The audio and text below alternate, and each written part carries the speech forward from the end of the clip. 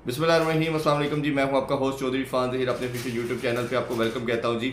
PSL का last match जो खेला गया वो इस्लामाबाद यूनाइटेड और कराची किंग्स के माबैन था, और ये समहाउ इस लिहाज से बहुत इंपॉर्टेंट था कि जो टीम भी विक्ट्री हासिल करेगी वो स्ट्रेट अवे टॉप 2 में जाएगी। बट लाहौर कलंदर के साथ, और जब आपने देखा जो मैच पेशावर ज़ल्मी के हुआ उसके डिसीजन से पहले ही इस्लामाबाद यूनाइटेड क्वालिफाई कर चुकी थी। बट उन्होंने ये मैच खेलना था कराची किंग्स के साथ, वो थोड़े ज़्यादा मार्जिन से, आलमोस्ट 48 रन के मार्जिन से जीतना था, जिसके बाद उनका रन रेट ज़्यादा होना था इस्लामाबाद यूनाइटेड से।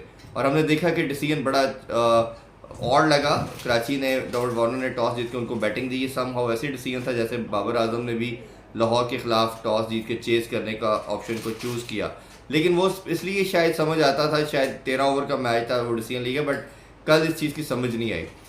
फिर इसी तरह हमने देखा कि जब बैटिंग की बारी आई और इस्लामाबाद यूनाइटेड बड़ा कैटेगोरिकली इस चीज़ को समझते थे, जानते थे कि हमने टॉप कहीं ना कहीं 2 में ज़रूर फिनिश करना है, और उसके लिहाज से जब उनको पहले बैटिंग मिली तो उनको देवर नोइंग कि हमने किसी तरह 250 को टच करना है, ताकि हम इनको जो कर्टेल करें वो 200 के प्लस या उससे ज़्यादा ना जाने दें। और यही सोच उनकी काम आई, और हमने देखा कि जो स्टार्ट उनके ओपनर ने दिया एलेक्स हेल ने, और इसी तरह साहबजादा फरहान ने, वो बहुत आउटस्टैंडिंग था। एलसीएल की बात करें जी, इस पीएसएल का पहला मैच खेल रहे थे, अल्लाह के पहले भी इस्लामाबाद यूनाइटेड की तरफ से खेल चुके हैं। उन्होंने पहले साहबजादा फरहान ने 41 गेंदों पे 73 किया, उनका स्ट्राइक रेट 178 था। बट एलेक्स हेल की बात करें तो वो one of the best inning इस पीएसएल की कहना चाहिए उन्होंने खेली। 35 बॉल पे 88 रन किए और 251 का स्ट्राइक रेट था। अनफॉर्चुनेट रहे, सेंचुरी नहीं कर पाए। रीज़न भी जिस तरह मैंने बताया कि टॉप 2 में फिनिश करने का मकसद ये है, और ये था उनका कि आप जब करते हैं तो आपके पास ऑप्शन आ जाती है कि आप फिर क्वालिफायर खेलते हैं। क्वालिफायर का ये होता है कि अगर आप जीतेंगे, जैसे कल खेला जाएगा, तो आप स्ट्रेट अवे फाइनल में जाते हैं। अगर आप हारते हैं तो आप इवेंट से बाहर नहीं होते, फिर आप एलिमिनेटर 2 के अंदर आ जाएंगे, और फिर आपके पास ऑप्शन होती है कि जीत के आप दोबारा फाइनल में आ सकते हैं। फर्दर मोर ये जी कि अगर बात करें तो सब ने अच्छा परफॉर्म किया। शादाब वापस आए, ये मेरा ख्याल है एक और बहुत अच्छी ऑप्शन उनके पास चांस बना। उन्होंने अपनी प्रेजेंस को प्रूव किया। पहले उन्होंने बैटिंग की बात करें तो 19 गेंदों में 42 किया, बड़ा शानदार 3 छक्के 3 चौके लगाए, और उन्होंने प्रूव किया कि उनकी जगह बनती है। और जिस तरह लोग बात करते थे शादाब किसी एक डिपार्टमेंट में चलता है, सब में नहीं चलता, पहले बैटिंग में किया, फील्डिंग में किया, और उसके बाद हमने देखा कि उन्होंने बॉलिंग के अंदर भी 4 खिलाड़ियों को आउट किया। हैदर अली के साथ मुझे लगता है कहीं ना कहीं थोड़ी सी ज़्यादती की जा रही है, उस तरह उनको प्रॉपर रन नहीं दिया जा रहा। उन्होंने सिर्फ 9 गेंदों पर 19 रन बनाए।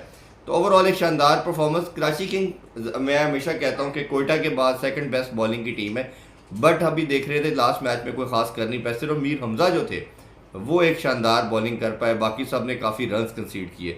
इसी तरह जब बैटिंग करने के लिए आया तो कराची किंग के सिर्फ 2 बैटर, ओपनर ने ही अच्छा स्टार्ट दिया। सिफर ने 26 और डेविड वार्नर ने 43 किए, बट जो वो आउट हुए तो एक कंटिन्यूसली हमने देखा बैक टू बैक विकेट्स गिरना शुरू हुई, और वो फिर सिलसिला रुका नहीं। एंड में एक छोटा सा कैमियो हमने देखा कि अब्बास अफरीदी ने खेला 34 का, और 172 बना पाए, और एक ह्यूज मार्जिन से, जिसे कहना चाहिए वो 76 रन के मार्जिन से, 79 रन के मार्जिन से विक्ट्री हासिल की। तो अब जिस तरह हम सब जानते हैं जी, जो क्वालिफायर होगा, पहला क्वालिफायर जो कल खेला जाएगा उसमें कोयटा और इस्लामाबाद यूनाइटेड आएंगे। जो जीतेगी वो स्टेट अवे फाइनल में जाएगी टीम, जो हारेगी उसके पास ऑप्शन होगी कि वो एलिमिनेटर 2 में जाएगा, जो कि लाहौर का खेला जाएगा उस कराची के साथ। उसमें से जो टीम फिर जीतेगी वो फिर इनके जो पहले मैच में क्वालिफायर में टीम हारी होगी उसके साथ खेलेगी। तो ये अभी तक की अपडेट है, उस हवाले से तमाम सिनेरियो है, और हम देखते हैं कि अब ओबियसली जब क्वालिफायर खेला जाता है क्या कम्बिनेशन करता है। और मैं शादाब की थोड़ी बात करता चलूँ कि 4 उन्होंने खिलाड़ियों को आउट भी किया, बैटिंग में भी बड़ा ज़बरदस्त किया, और उन्होंने अपनी प्रेजेंस को शो किया। और एज ए लीडरशिप जो क्वालिटी की बात करते हैं कि शादाब की गेम अवेयरनेस और जिस तरह वो अपनी टीम को लेकर चलते हैं, डिसीजन करते हैं, अभी तक कप्तानी के लिहाज से सबसे बेस्ट नज़र आए हैं। साउथ शकील भी अच्छा नज़र आए हैं, बट साउथ शकील का प्रॉब्लम कहीं ना कहीं हमें लगता है वो चोक कर जाते हैं। बैटिंग की मैं बात कर रहा हूँ, उनका नंबर भी शायद उस तरह का नहीं है, बट ये मेरा ख्याल है कि वेल डिज़र्व दोनों साइड थी जो फाइनल के लिए क्वालिफाई किया है, फाइनल में जो आई हैं। अब फर्दर देखना है कि अब आगे किस तरह वो अपनी गेम को बनाते हैं, और जब नॉकआउट अब गेम्स आएंगी ओबियसली आगे, जिस तरह मैंने कहा कि क्वालिफायर के अंदर एक ऑप्शन है कि आप still you will remain in the event, बाकी फिर उसके अकॉर्डिंगली हम देखते हैं जी।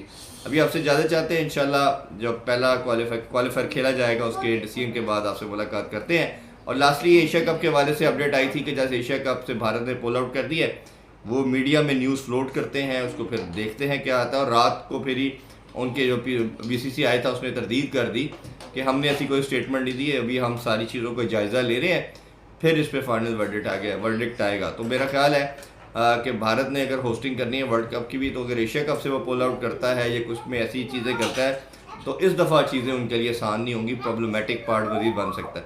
अभी आपसे इजाज़त चाहेंगे जी, फिर इसमें जो आउटकम आता है आपसे डिस्कस करते हैं। अपना बहुत ख्याल रखिए। अल्लाह हाफिज़। पाकिस्तान जिंदाबाद।